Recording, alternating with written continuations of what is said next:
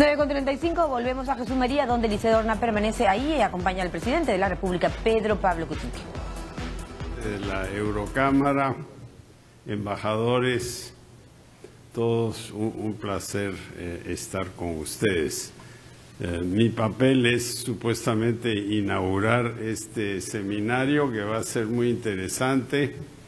Yo estaré parte de la mañana mirando la exposición y el debate en el Congreso cuando presentamos a través de Meche Arauz nuestro segundo gabinete ministerial de este gobierno.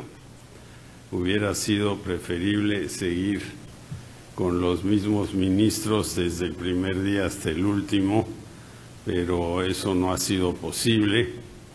Entonces estamos haciendo lo que podemos con un equipo talentoso.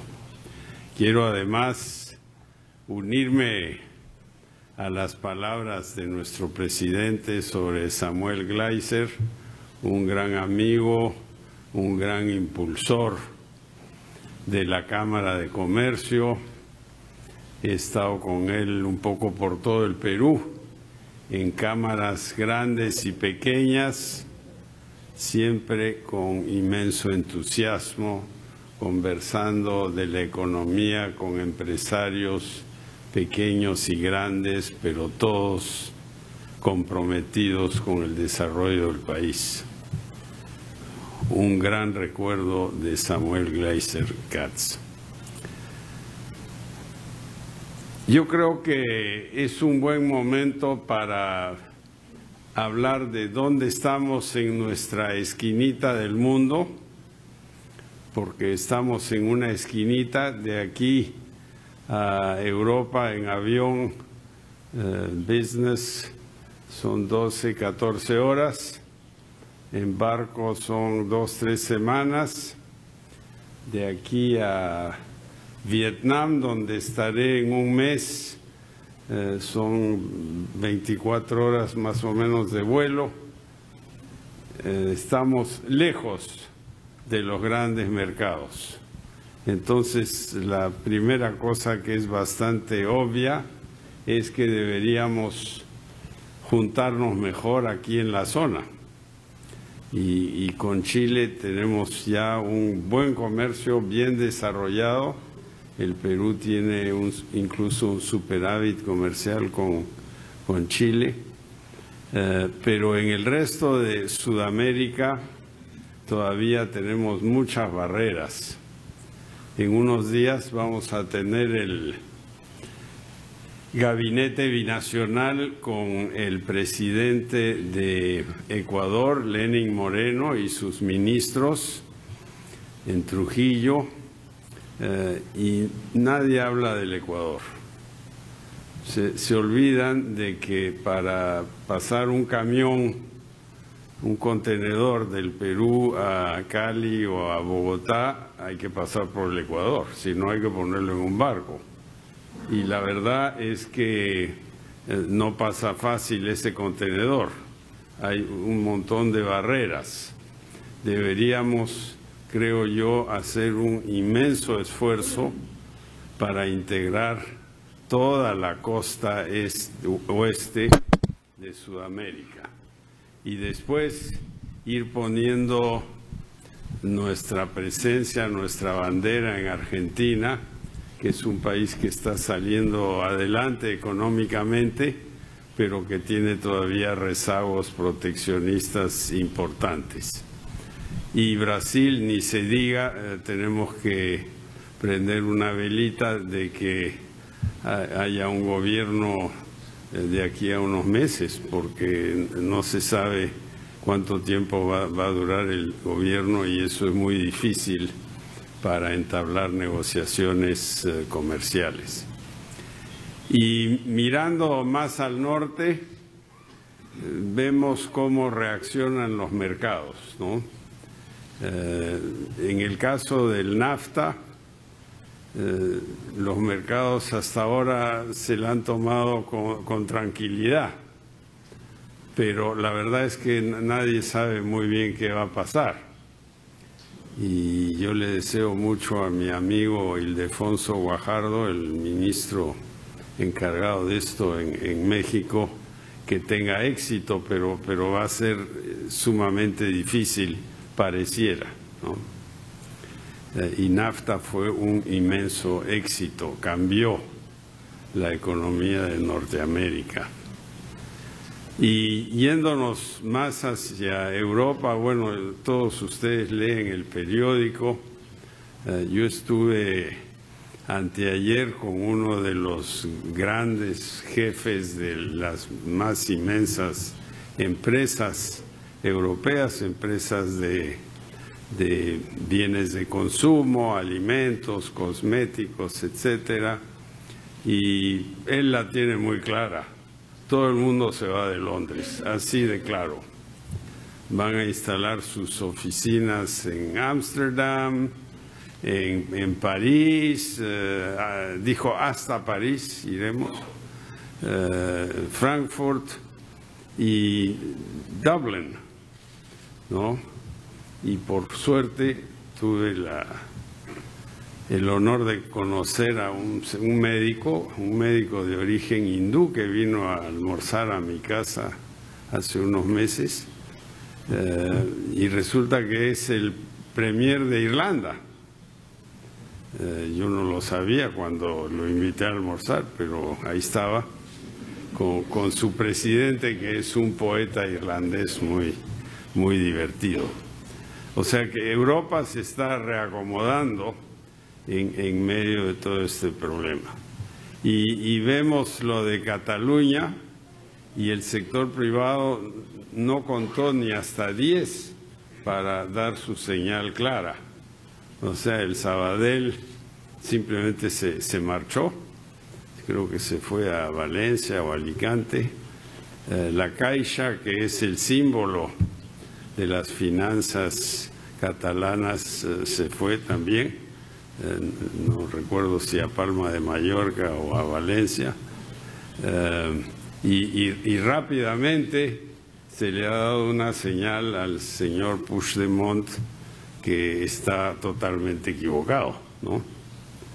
O sea que el sector privado ha reaccionado y va a seguir reaccionando, y eso es muy importante. Y aquí, como bien lo dijo nuestro presidente, tenemos cosas buenas y no tan buenas. Cosas buenas es que yo creo que en este grupo estamos todos de acuerdo que hay que impulsar la infraestructura, la competitividad, un mejor sistema educativo y la infraestructura.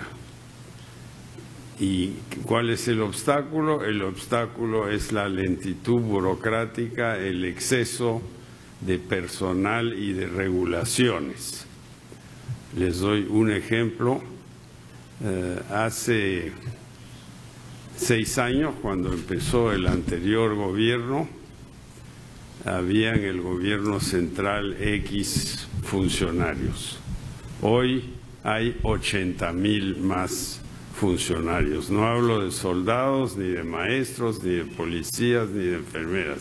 Simplemente funcionarios, ¿no? 80,000 más tenemos aquí, principalmente en Lima, que son pues un obstáculo. Todo tiene que tener 10,000 sellos y vistos buenos, y al final nadie decide nada, y eso es pues un gravísimo problema que tenemos que enfrentar. Luego tenemos el tema de la informalidad, a la cual se refirió el señor Monchilardi muy bien, que para combatirla necesitamos varias cosas. Primero, necesitamos que nuestros jueces constitucionales entiendan un poco las decisiones que tomaron hace 10, 15 años atrás, que han rigidizado el sistema laboral de manera muy complicada. Y esa decisión se va a tener que cambiar de un día para otro. Luego tendremos que hacer que el Congreso, que en este momento está empezando a escuchar la presentación de la primera ministra, acepte algunas de nuestras propuestas legislativas. Una de ellas es que para contratar a jóvenes el Estado pague los beneficios de los primeros X años, el seguro social, etcétera, la AFP, para que no se cree un two-tier system donde los que están abajo son parias y los que están arriba ya no necesitan trabajar porque van a vivir de sus beneficios. Tenemos que hacer ese cambio, no es costoso, es sencillito hacerlo. Lo que hay que hacer es tragarse el sapo. Ya. ¿No? Y eso tendrá algún costo político. Yo lo dudo mucho en realidad, porque yo creo que la juventud se va a dar cuenta que esto es una medida altamente favorable. Hay cositas también. Por ejemplo, las expropiaciones para terminar los puentes, las carreteras, los desarrollos urbanos, las viviendas de interés social. Nos pusimos de acuerdo con la oposición. Vamos a poner esa medida que además ya la habíamos dado. Hasta ahora, silencio. Pero es una medida muy importante. Después tenemos el tratamiento de aguas servidas. Eso parece una nota al pie, una footnote, pero es importantísimo porque el Perú es el país del agua, es aquí donde nace el Amazonas y somos un país ecológicamente frágil debido a la desaparición gradual de los glaciares. Tenemos la cadena de glaciares tropicales más grande del mundo y se ha reducido en 50% en los últimos 50 años. Entonces, si no tenemos una política de agua, de forestación, de tratamiento del agua, tratamiento de los desagües, no vamos a poder funcionar. Vamos a estar regando con agua potable, desperdiciando recursos. Eso es otra medida que está en la lista, que se aprobó, luego se derogó, luego nos pusimos de acuerdo que la vamos a revivir y estoy esperando. Y yo les espero que la primera ministra y su equipo logren, con mi ayuda, convencer al Parlamento que este tipo de cosas tenemos que hacer. Después, hablando de otros obstáculos, tenemos el ambiente alrededor de las grandes minas, ¿no? Y hay dos versiones. Hay la versión de algunos editorialistas, de algunos policías que dicen que todos son una tira de comunistas espantosos que agitan a la gente y por eso no hay inversión. Eso es mentira. Lo que pasa es que sí hay algunos agitadores, porque si no hubiera un ambiente agitable no estarían ahí, estarían por otro lado. Pero hay un montón de compromisos que se tomaron en los últimos años de carreteras, agua potable, vivienda, ecología, etcétera, que no se han cumplido. Entonces la gente está molesta, ¿no? Vemos eso en un lote petrolero en la costa, en la parte norte de la Amazonía, el lote 192. Cualquiera que va ahí va a ver fierros botados en las cochas, agua cochina, etcétera. El gobierno tiene que hacer un esfuerzo para limpiar eso.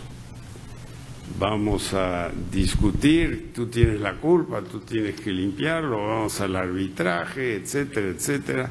Así nos vamos a demorar 50 años. Deberíamos, si queremos ser un Estado moderno, nos metemos ahí, limpiamos, hacemos una factura y una vez que está, te paso la factura y ya discutiremos si me la pagas ahora o en 30 días o en 3 años. Pero tenemos que ser mucho más proactivos.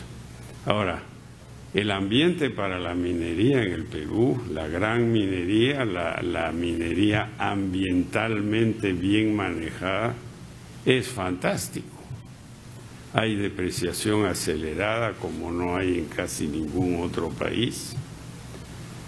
Tenemos en la cumbre de los Andes los restos de las inmensas erupciones que hubo hace miles de millones de años que han creado esta riqueza mineral en el techo de los Andes. Tenemos las segundas reservas de cobre del mundo.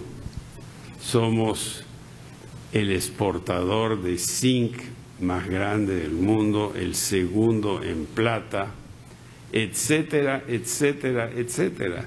Y tenemos además gas, la nueva confirmación de las reservas de gas de CNPC en la selva del norte del Cusco nos permite tener 3 veces las fundiciones de cobre que tenemos aquí a costos bajísimos, ¿no? Y obviamente fundiciones con buenas tecnologías, limpias, etcétera, como no hay hoy en China. Las fundiciones que hay en China hoy son viejas y los jóvenes chinos no quieren más humo y contaminación ahí, ¿no? Entonces hay una oportunidad aquí para hacer algo grande en minería y en industrialización de la minería. Hoy el 30% del cobre que exporta el Perú es industrial, o sea, blister, cobre fundido, y el 70% es concentrado. Eso es totalmente ineficiente. Estamos exportando tierra a la China, ¿no? A que es el principal importador. Mejor exportemos planchas electrolíticas, barras de cobre, en fin. Ya el sector privado se encargará de ver en dónde está el mercado, pero hay una gran posibilidad ahí.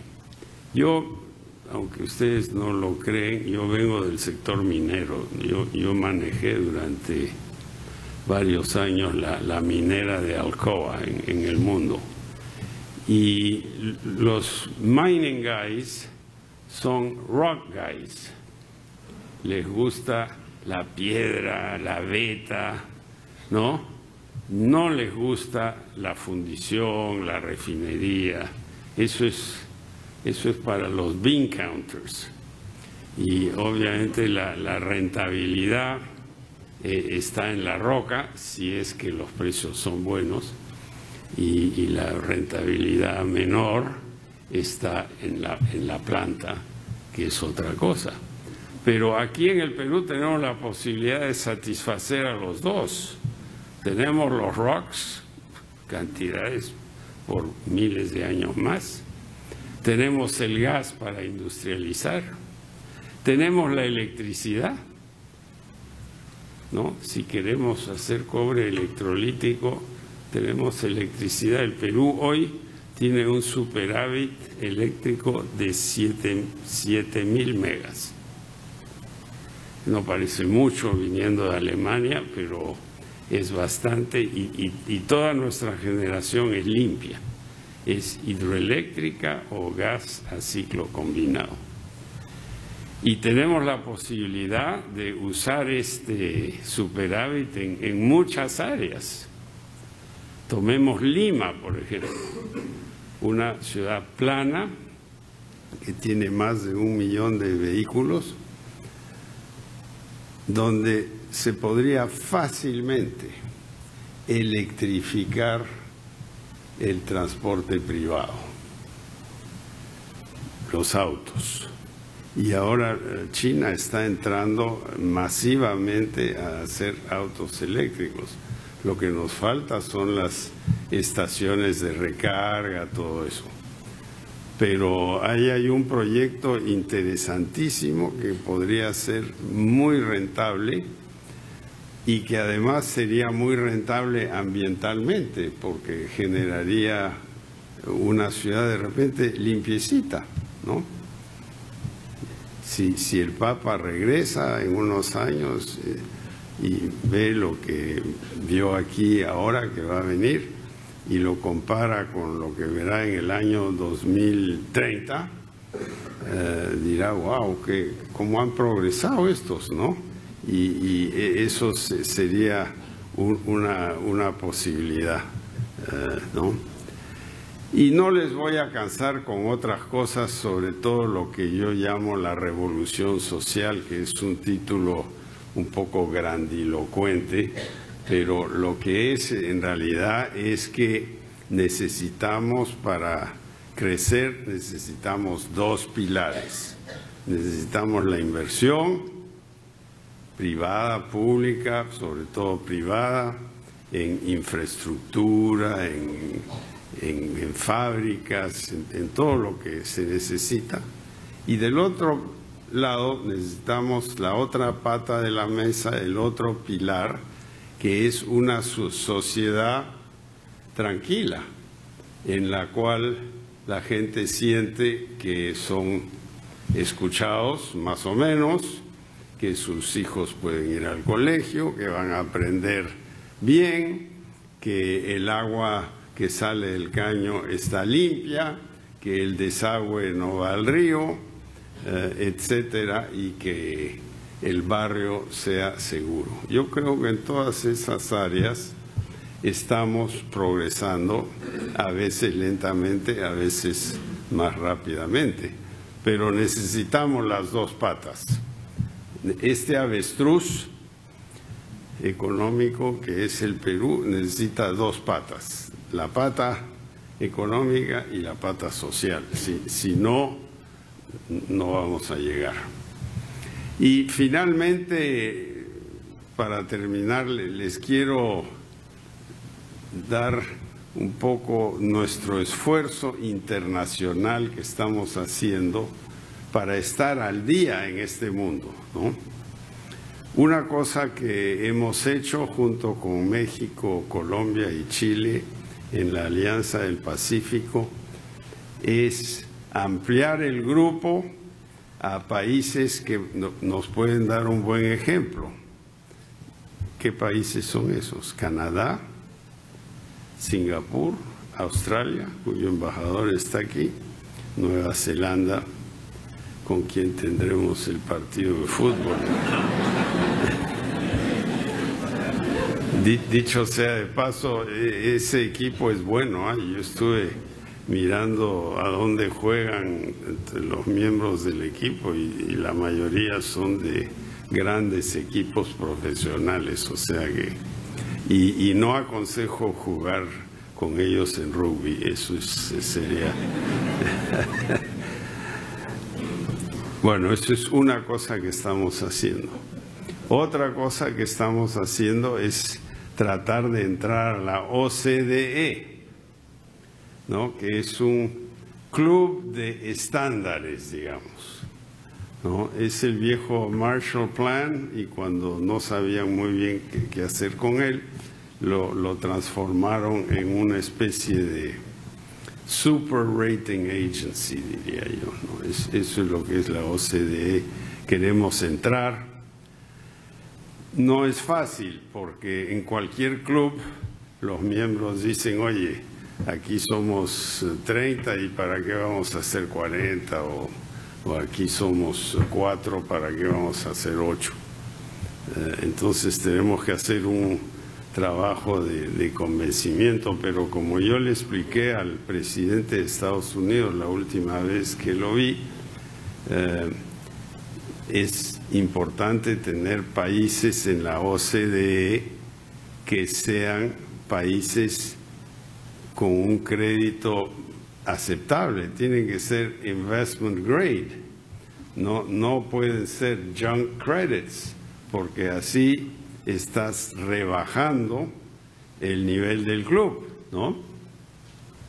En fin, eso es para discutir en un examen de economía, a ver qué conviene, pero estamos detrás. Y tercero, estamos absolutamente detrás apoyando la defensa de las reglas del comercio internacional que se forjaron a lo largo de los últimos 30, 40 años, con mucha dificultad. Pero la apertura económica es el principal beneficiario de ella misma. No es solo cuestión yo abro porque tú me vas a abrir a mí. Yo me voy a beneficiar aunque tú tengas tu mercado cerrado si yo abro, porque voy a ampliar el abanico de la oferta a mi economía. Entonces eso es algo que es muy importante para nosotros, que es algo que hizo Chile y le fue muy bien con eso. Es algo que no se ha entendido en muchos países, pero que hay que propagar. En fin, esas son algunas ideas y tenemos en nuestra esquinita del mundo ideas claras sobre eso. Ahora, estamos en un continente un poco turbulento en este momento, como ustedes todos saben qué pasa en Venezuela, etcétera. Yo no voy a entrar a discutir eso porque estaríamos aquí todo el día. Pero es fundamental que estemos más o menos alineados alrededor de unas cuantas ideas claras, porque de otra manera no nos va a ir bien. Muchas gracias por invitarme. Les deseo todo lo mejor. Recemos por el debate en el Congreso que va a haber. Seamos optimistas en el partido con Nueva Zelanda que ocurre en el camino a la PEC. Entonces yo estoy tentado de ir a la PEC vía Nueva Zelanda, pero no sé, no sé si me dará el Congreso permiso para un viaje tan largo. En fin, muchísimas gracias, mucha suerte, éxitos y gracias Samuel Gleiser por todo lo que hiciste por la Cámara. Bueno. Han sido las palabras del presidente de la República, Pedro Pablo Kuczynski, tras encabezar la Cumbre Internacional de Comercio Exterior, el sector privado como motor para el desarrollo del comercio mundial. Brevemente, solamente para culminar este enlace, hay que precisar que el jefe de Estado ha precisado que estará atento a la presentación de la jefa del gabinete ministerial para obtener el voto de confianza. Asimismo ha dicho que va a acompañarla en este trabajo que va a realizar ella para que el Congreso acepte propuestas legislativas a beneficio del país. Estaremos retornando en breve. Bien, Lisette, gracias por la información que hemos podido también apreciar a través de TV Perú y TV Noticias 7.3 en vivo, la inauguración de esta 12ª edición de la Cumbre Internacional de Comercio Exterior. Era el presidente de la República, Pedro Pablo Kuczynski. 10:04 de la mañana, tiempo de una pausa, le tenemos más, lo espero.